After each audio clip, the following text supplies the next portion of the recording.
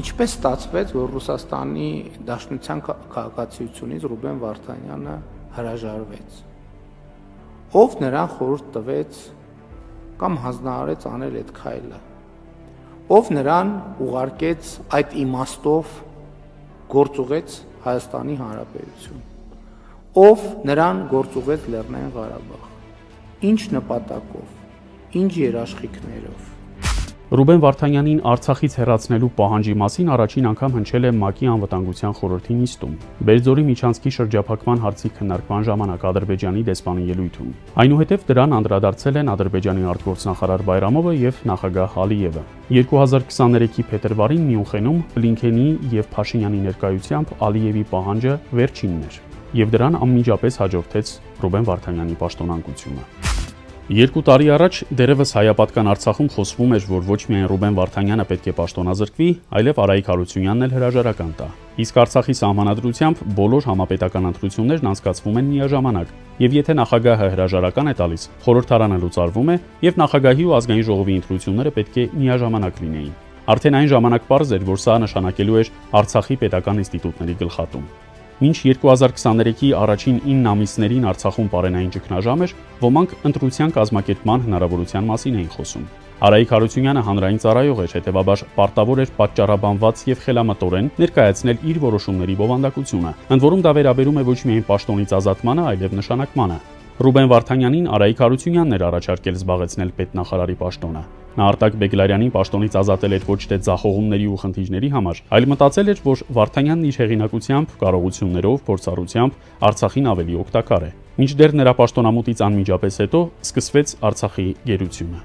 Ինչն էր սխալ արել Ռուբեն Վարդանյանը։ Նրա գործունեության որ դրվագն էր, որ նման արագ պաշտոնակության պատճառ դարձավ։ Առավել քան ակնհայտ էր, որ դա Իլհամ Ալիևի պահանջն է, եւ դա շատ ցավալի էր, քանի որ այն ժամանակ արդեն պարզ էր, Արցախում փաստորեն տեղի են տալիս Ալիևի պահանջների առաջ։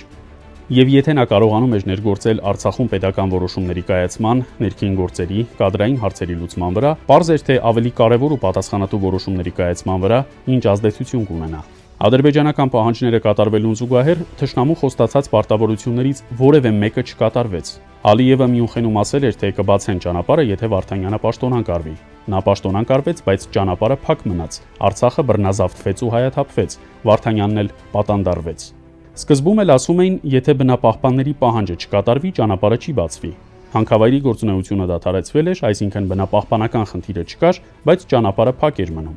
Դերևս մինչև Արցախի բռնազավթումը Ալիևն ասում էր, թե Ղարաբաղում ապրող հայերի կարգավիճակն Ադրբեջանում ապրող որևէ այլ ազգային փոքրամասնության կարգավիճակից չի տարբերվելու։ Դա նշանակում է, որ իր տրամաբանությամբ արցախցի բոլոր տղամարդիկ որպես ռազմական հանցագործներ պատժվելու էին, իսկ երիտասարդ տղաներն էլ, եթե մնային ադրբեջանապատկան Արցախում, ծառայելու էին ադրբեջանական բանակում։ Թշնամու բոլոր պահանջները կատարելու պարագայում անգամ մյուս կողմից տարրական խնդիր չի լուծվում, պարզապես նրանց պահանջներն են կատարելագործվում։ Ալիևն ասում է, թե Զանգեզուրի միջանցքի եզրույթը նոյեմբերի 9-ի հայտարարության տեքստում չկա, դրա հեղինակն ինքն է եւ այն հեղինակել է հետպատերազմյան իրողություններից եւ աշխարհակաղակական զարգացումներից ելնելով։ Փաշինյանն էլ ասում է, թե իրեն պարզ չէ Ադրբեջանի պահանջները կատարելուց հետո դեռ որքան կձգվեն նոր պահանջները, երբ պարզ է, որ նրանց ախորժակը միայն մեծանում է։ Մեր ողբերգությունն այն է, որ Հայաստանի ղեկավարը ՄԱԿ-ի ամբիոնից դիմում է թշնամական պետության ղեկավարին, որն ագրեսիա է իրականացրել իր նկատմամբ, եւ հարցնում, թե նրա անկալմամբ որտեղով են անցնում Հայաստանի սահմանները։ Ես այսօր Հակոբ Ավանքից, որը գտնվում է Արցախի սրտում, ուզում եմ ասեմ մի բան։ Ես չգիտեմ ինչքան ժամանակ եք դուք մնալու ղեկավար, պարոն Փաշինյան, բայց ինչ որ դուք անում եք, դուք վտանգավոր բան եք անում։ Դուք փորձում եք ոչնչացնել ոչ թե հայ պետությունը, ոչ թե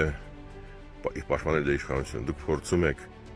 մեզ բոլորին դարձնել ստրուկ եւ արժեք չնոցող, ոչ արժանապատիվ մարդկանց։ Դա դե մոտ չի ստացվելու։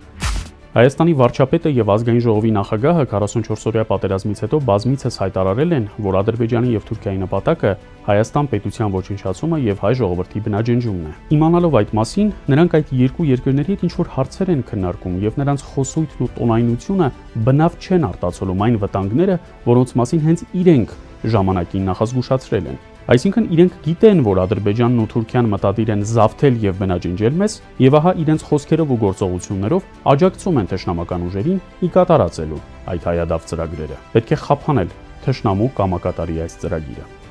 Որոշիր հարգելի քաղաքացի, թե որ երեսն է ճիշտ։